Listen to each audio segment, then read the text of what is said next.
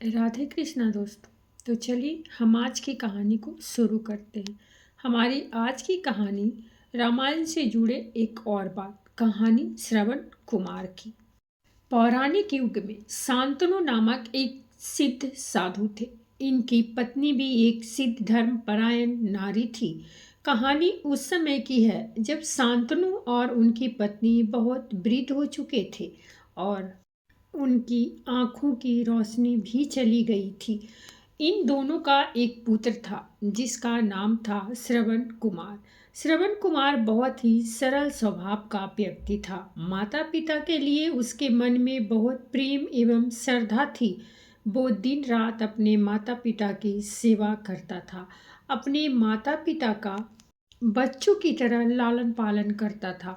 उसके माता पिता भी स्वयं को गौरवशाली महसूस करते थे और अपने पुत्र को दिन रात हजारों दुआएं देते थे। कई बार दोनों एक दूसरे से कहते कि हम कितने धन्य हैं कि हमें श्रवण जैसा मातृभक्त पुत्र मिला, जिसने स्वयं के बारे में न सोचकर अपना पूरा जीवन वृद्ध नेत्रहीन माता पिता की सेवा में लगा दिया। इसकी जगह कोई अन्य होता तो विवाह के बाद केवल स्वयं का हित सोचता और बूढ़े नेत्रहीन माता पिता को कहीं छोड़ आता और खुशी से अपना जीवन यापन करता। जब ये बात श्रवण ने सुनी तो उसने माता पिता से कहा कि मैं कुछ भी नहीं कर रहा हूँ, यह मेरा कर्तव्य है। जब मैं छोटा था तब आपने मुझे इससे भी ज़्यादा अच्छा जीवन दिया और अब मुझे यह सौभाग्य प्राप्त हुआ है कि मैं आपकी सेवा करूं। आप दोनों जो भी इच्छा रखते हैं मुझसे कहें, मैं उन्हें अवश्य पूरा करूंगा। तब शांतनु और उनकी पत्नी कहते हैं, पुत्र श्रवण, हम दोनों की आयु बहुत हो चुकी है। अब जीवन का कोई भरोसा नहीं है, किसी भी समय हमारी आंखें बंद हो सकती हैं। ऐसे में हमारी एकमात्र इच्छा है, हम तीर्थ यात्रा करना चाहते हैं। क्या तुम हमारी यह इच्छा पूरी कर सकते हो? श्रवण कुमार अपने माता पिता के चरणों को पकड़कर अत्यंत प्रसन्नता के साथ कहता है, हाँ पिताश्री, यह तो मेरे लिए परम सौभाग्य की बात होगी कि मैं आप दोनों की इच्छा पूरी करूं। श्रवण अपने माता पिता को तीर्थ करवाने हेतु एक कावड़ तैयार करता है, जिसमें एक तरफ शांतनु एवं दूसरी तरफ उनकी पत्नी बैठती हैं और कावड़ के डंडे को अपने कंधे पर लादकर यात्रा शुरू करता है। उसके हृदय में माता पिता के प्रति इतना स्नेह है कि उसे उस कावड़ का लेस मात्र भी भार नहीं लगता। अपने पुत्र के इस कार्य से माता पिता का मन प्रसन्न से भर उठता है और वे पूरे रास्ते अपने पुत्र श्रवण को दुआएं देते चलते हैं। तीर्थ करते समय जब वे तीनों अयोध्या नगरी पहुंचते हैं तब माता पिता श्रवण से कहते हैं कि उन्हें प्यास लगी है। श्रवण कावड़ को जंगल में रखकर हाथों में पत्तों का पात्र बनाकर सरजू नदी से जल लेने जाता है। उसी समय उस वन में अयोध्या के राजा दशरथ आखेट पर निकले थे और उस घने वन में वह हिरण को शिकार बनाने के लिए उसका पीछा कर रहे थे। तभी उन्हें घने जंगल में झाड़ियों के पार सरजू नदी से पानी के हलचल की आवाज़ आती है।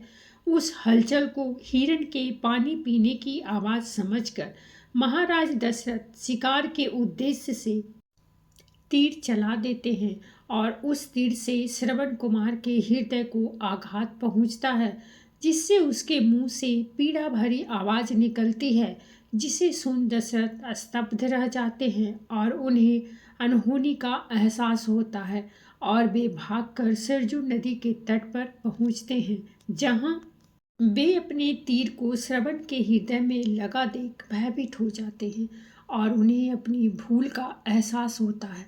दशरथ श्रवण कुमार के समीप जाकर उससे क्षमा मांगते हैं।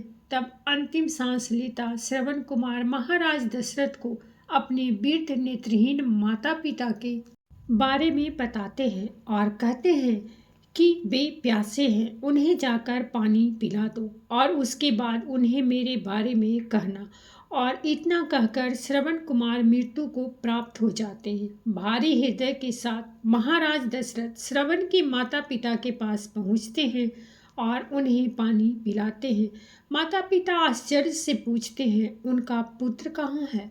वे भले ही नेत्रहीन हों, पर वे दोनों अपने पुत्र को आहट से ही समझ लेते थे। माता पिता के प्रश्नों को सुन महाराज दशरथ उनके चरणों में गिर जाते हैं और बीती घटना को विस्तार से कहते हैं। पुत्र की मृत्यु की खबर सुनकर माता पिता रोने लगते हैं और दशरथ से उन्हें अपने पुत्र के पास ले जाने को कहते हैं। महाराज दशरथ कांवड़ उठाकर दोनों माता पिता को श्रवण के शरीर के पास ले जाते हैं। माता पिता बहुत जोर जोर से विलाप करने लगते हैं। उनके विलाप को देखकर महाराज दशरथ को अत्यंत ग्लानि का आभास होता है और वे अपनी करने की क्षमा याचना करते हैं। लेकिन दुखी पिता शांतनु महाराज दशरथ को श्राप देते हैं कि जिस तरह मैं शांतनु पुत्र वियोग में मरूंगा, उसी प्रकार तुम भी पुत्र वियोग में मरोगे। इतना कहकर दोनों माता पिता अपने शरीर को त्याग मृत्यु को प्राप्त हो जाते हैं। महाराज दशरथ श्राप मिलने से अत्यंत व्याकुल हो जाते हैं और कई वर्षों बाद जब उनके पुत्र राम का राज्याभिषेक होता है, तब माता कैकेयी के वचन के कारण राम, सीता और लक्ष्मण को 14 वर्षों का वनवास स्वीकार करना पड़ता है और इस तरह महाराज दशरथ की मृत्यु भी पुत्र वियोग में होती है। अपने अंतिम दिनों में उन्हें शांतनु के कहे शब्द याद आते हैं और वे राम के वियोग में अपना शरीर त्याग देते हैं। यह कहानी हमें यही शिक्षा देती है कि बिना लक्ष्य को देखे उसे भेदना कई बार आपको गलती का पात्र बना देता है और आप न चाहते हुए भी दूसरों के दुख का कारण बन जाते हैं। तो दोस्तों, ये थी हमारी आज की कहानी और अगर कहानी अच्छी लगी हो तो प्लीज़ हमारे चैनल को सब्सक्राइब कीजिए, वीडियो को लाइक और शेयर ज़रूर कीजिए। कहानी सुनने के लिए बहुत बहुत धन्यवाद। मिलते हैं हम एक नई कहानी के साथ।